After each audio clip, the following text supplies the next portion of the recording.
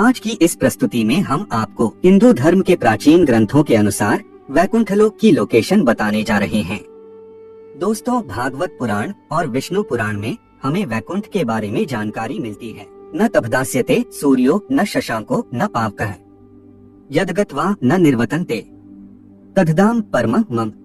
अर्थात वह मेरा परम धाम न तो सूर्य या चंद्र के द्वारा प्रकाशित होता है और न अग्नि या बिजली से, वह स्वयं प्रकाशित है। जो लोग वहां पहुंच जाते हैं वे इस भौतिक जगत में फिर से लौट कर नहीं आते हैं। वैकुंठ की राजधानी है साकेत नगरी। इस नगरी में 4 प्रवेश द्वार हैं और इस नगरी में अनेक रमणीय महल और रत्न जड़ित विमान हैं। यहाँ पर रहने वाले सभी नर नारी तरुण वय के हैं। यहाँ समय का कोई प्रभाव नहीं होता है। ऐसी साकेत नगरी के मध्य में भगवान श्री विष्णु अपने पार्षदगण कुमुद, कुमुदाक्ष, पुंडरीक, वामन, शुनकुन, सुमुख और माता लक्ष्मी के साथ निवास करते हैं। भागवत पुराण के अनुसार वैकुंठ का स्थान ध्रुव तारे की ओर बताया गया है और अगर यूनिवर्स में हम इसे खोजें तो यह स्थान उर्सा माइनर कॉन्स्टेलेशन में है, जिसे सप्तर्षि तारामंडल भी कहा जाता है। यह कॉन्स्टेलेशन में सूर्य से भी लाखों गुना तेज चांद सितारे मौजूद है। यह कॉन्स्टेलेशन उत्तर की ओर मौजूद है।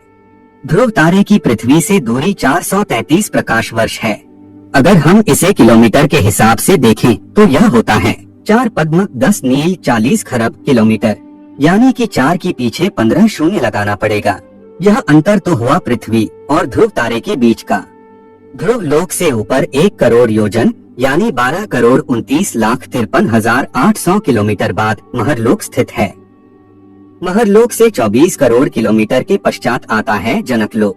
जनकलोक से 8 करोड़ योजन पर है तपलोक, यानी कि 98 करोड़ किलोमीटर के बाद तपलोक स्थित है।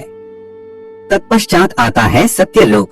तपलोक और सत्यलोक की दूरी है 12 करोड़ योजन, यानी कि 1 अरब 47 करोड़ 54,47,589 किलोमीटर।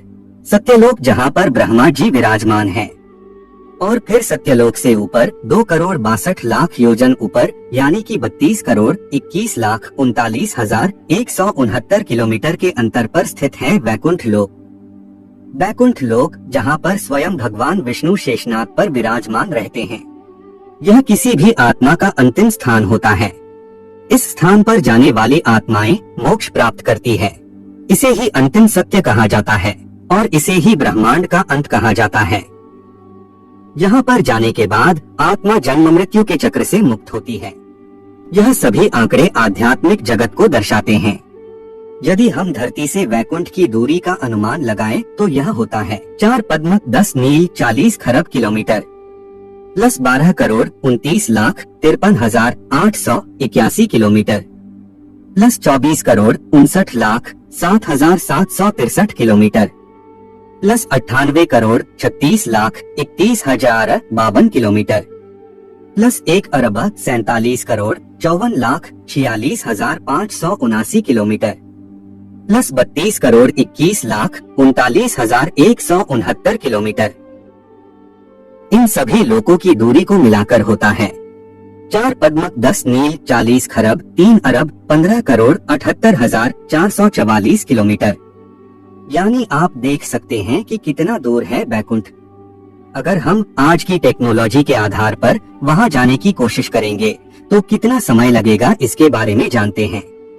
आज के समय में हम एक स्पेसक्राफ्ट से 39,000 किलोमीटर प्रति घंटे की रफ्तार से अंतरिक्ष में ट्रेवल कर सकते हैं और इसी स्पीड से हम वैकुंठ जाएंगे तो हमें 10 अरब 52 करोड़ 30,85,000 घंटे लग सकते हैं।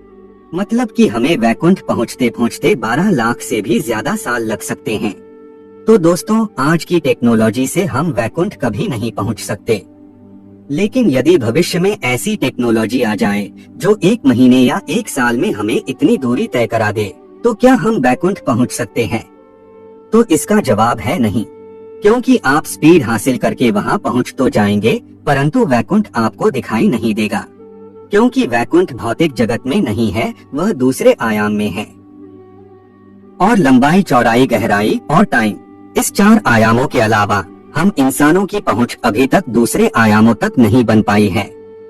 जिस तरह से हिमालय में भी ज्ञानगंज या सिद्धाश्रम नाम का शहर या आश्रम होने के बावजूद हमें दिखाई नहीं देता है, क्योंकि वह शहर या आश्रम दूसरे आयाम में है। लेकिन बैकुंठ तक हमारी पहुंच बन सकती है, और वह भी आसानी से। और इसके लिए आपको आध्यात्मिक जीवन अपनाना होगा, सत्कर्म करना होगा, और कलयुग में वैकुंठ प्राप्ति के लिए नाम जप, भक्ति और प्रभु भजन को सर्वश्रेष्ठ बताया गया है। आध्यात्मिकता के द्वारा आप दूसरे आयामों में जा सकते हैं, और अध्यात्म ही आपको वैकुंठ की प्राप्ति करवा सकता है। यदि यह प्रस्तुति आपको पसंद आई है तो वीडियो को लाइक और चैनल को सब्सक्राइब कीजिएगा। धन्यवाद।